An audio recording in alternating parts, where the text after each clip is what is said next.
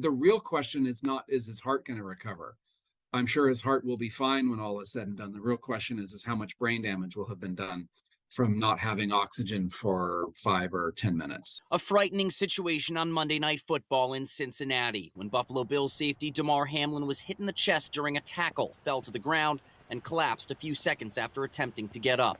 It was later determined Hamlin had gone into cardiac arrest. Cardiac arrest is when the heart stops beating, basically, or perfusing blood, and that leads to collapse, which is, I think, what we saw yesterday on the field. Dr. Quinn Pack, a cardiologist at Bay State Medical Center, tells Western Mass News this is different than a heart attack. A heart attack is when part of the heart dies because it's not getting enough oxygen. He points out another difference. Most of the time, cardiac arrest occurs from an electrical problem, something with the way that the beating is working. Dr. Pack tells us he's never seen or heard something like this on a football field. He adds it's something you only read about in textbooks. After watching the video Tuesday morning, he offered his thoughts on what might have led up to the situation. It's known as commotio cordis. You have to get hit in the chest, and you have to get hit strongly enough. It has to land right on the repolarization of the heart. So there's only about 2 or 3 milliseconds where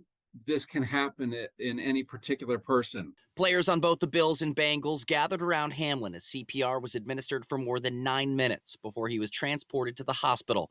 Dr. Pack says cardiac arrest is fatal for most people, and survival rates depend almost entirely on where you are and how quickly you receive therapy. He had CPR within, it sounds like, about 30 seconds.